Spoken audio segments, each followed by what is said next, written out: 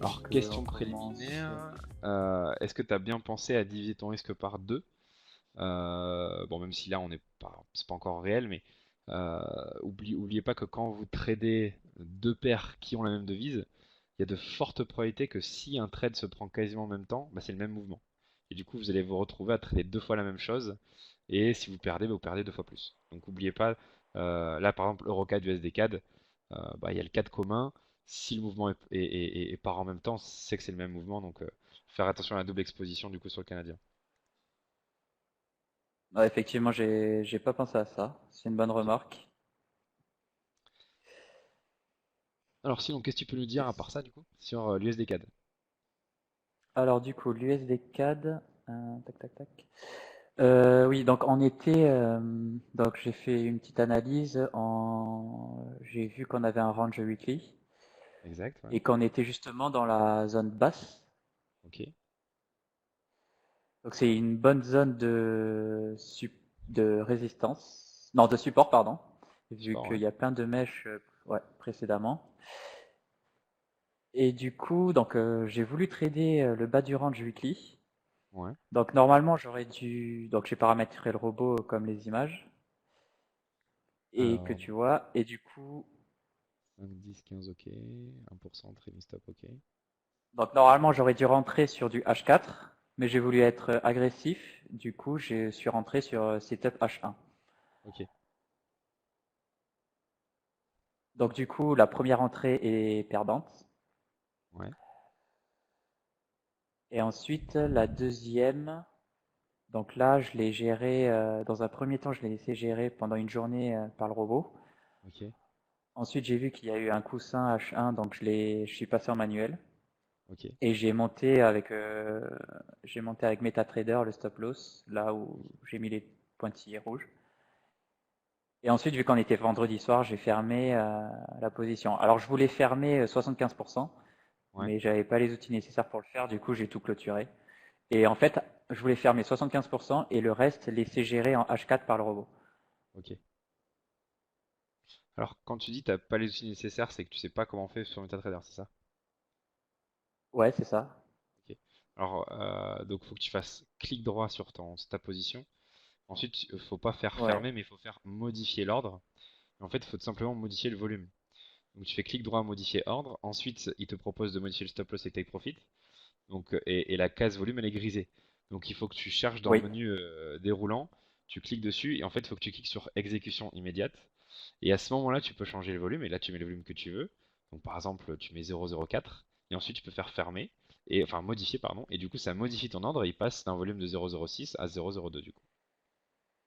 Ah, ok. Parce que vu que j'avais vu que c'était grisé, effectivement, j'ai pas voulu Ok, y toucher. Mais du coup, en fait, il faut modifier, faut c'est ça. passer en. Ok, d'accord. Ouais. Ça marche. Ben, je vais essayer sur un trade, du coup, la prochaine fois. Super. Alors, en ce qui concerne les remarques ce trade, donc j'en ai trois. Donc la première, c'est bon, le premier trade, on a débriefé tout à l'heure du coup avec Valentin. Moi, je le trouve qui est trop bas par rapport à la configuration journalière. Le deuxième, Valentin l'a pris également. Lui, par contre, je le valide, il est super beau. Mais le premier, non. Alors pourquoi? Je vais vous mettre enfin, je vais te mettre ce que les autres ils l'ont vu tout à l'heure. Mais je te mets le graphique journalier. Voilà, il est là.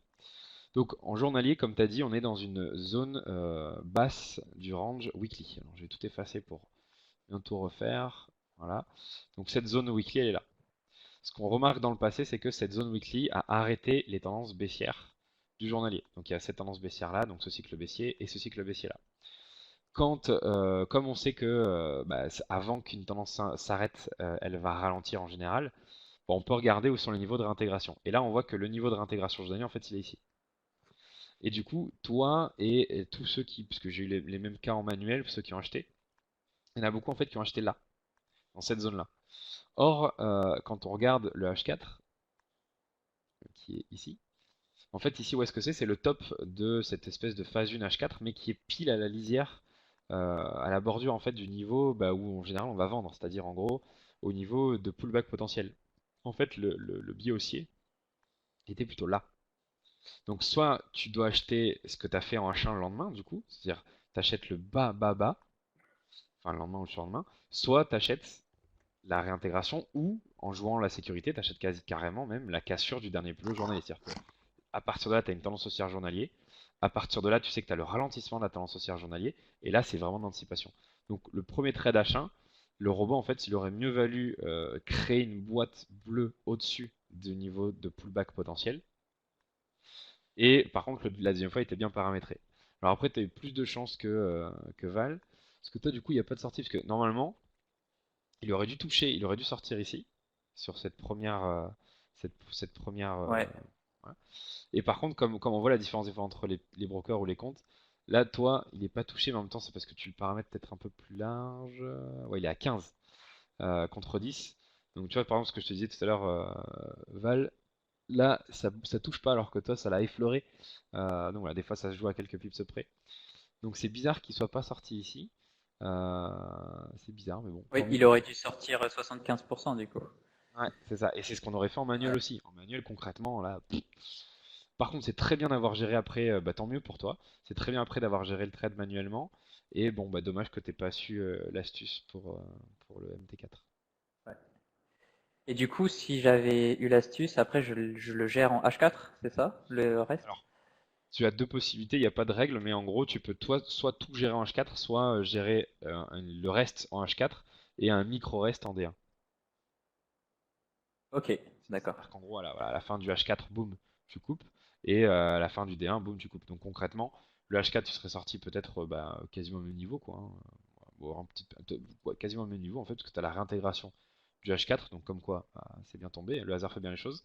Et le D1, en fait, bah, tu te Ouais. serais laissé fait toucher le break-even, parce qu'en D1, en général, on touche pas son stop loss tant qu'on n'a pas de coussin H4 qui a été créé. Et comme le H4 est monté en ligne droite et qu'il n'a pas créé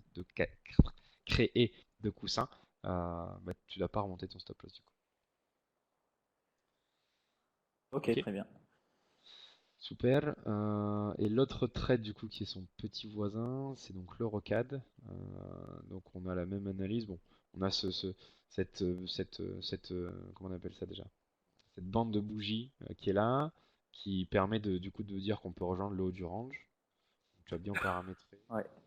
Bon, après je pense qu'il n'y a rien à dire Donc dessus. oui, il n'a pas pris le trade là, le premier. Je pense qu'il aurait dû le prendre. Enfin, moi en manuel, je l'aurais pris en tout cas. Ouais, alors il a pas pris parce que Mais regarde, il m'a rien pris. alors regarde, en fait, il détecte qu'il est en phase 1 ici. D'accord? Donc ici, le robot, lui, il Ok. ouvre les conditions. Si le plus haut de la bande de Bollinger est cassé avec une bougie qui a une puissance relative, j'achète.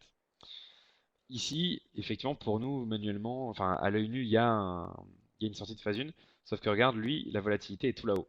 C'est-à-dire qu'en fait, au moment où il prend le trade, il n'est pas en phase 1. Et avant, il n'est pas en phase 1. Donc il a déjà déconnecté. Pour lui, il n'était plus en phase 1. Pour lui, en fait, il y avait une tendance haussière et une tendance baissière. Sauf que il n'y avait pas de tendance baissière parce que pour que le DM trader dise qu'il y a une tendance baissière, il faut que les lignes du high low soient cassées à la baisse. C'est-à-dire qu'en fait là il est dans une autre condition, parce qu'il y a plusieurs conditions, il y a compression, il y a tendance et il y a indéterminé. Et indéterminé en fait c'est exactement ça. C'est-à-dire lorsque on n'a ni phase 1, ni vraie tendance. Et du coup bah, on pourrait peut-être coder ça pour dire que ce sont des sorties de phase 1 également. Donc voilà pourquoi ton robot n'a pas pris le trade ici. Ok, d'accord. Sinon, en manuel, il fallait le prendre. En manuel, ouais, il fallait plus que le prendre. Ouais. Ouais. Ok, d'accord, Surtout très qu'on bien. en avait parlé en plus en débrief d'avoir la chance soit de prendre un double signal, soit le début du H4. Donc ouais, en manuel, il aurait bien fallu le prendre. Ok, et ensuite le trade qui a été pris ici et sortie manuelle ici, ok, avec un plus petit risque j'espère puisque bah, on était plus proche de la partie haute du range. Hmm. J'espère qu'on Et n'aura pas dépassé ça. ouais, donc là, pareil, je suis sorti en manuel le vendredi soir. Ok, mais j'espère que tu as pensé à ça, de réduire le risque parce qu'on était plus haut et que bah, c'est pas vraiment ici que l'idée c'est. Enfin, concrètement, c'est pas vraiment ici qu'il faut acheter. C'est plutôt là. Bon, malheureusement, il n'a pas fait. Ouais. Voilà, là, bon, bon, tant mieux, le trade est passé, mais Là- c'est pas là vraiment qu'il faut acheter, quoi. Hmm. Ok. Ok, bon, en tout cas, bien paramétré. Donc ça, j'ai rien à dire dessus. Et puis voilà. Est-ce que tu as des questions? Non, Bon, bah, ça écoute, ira très bien. super.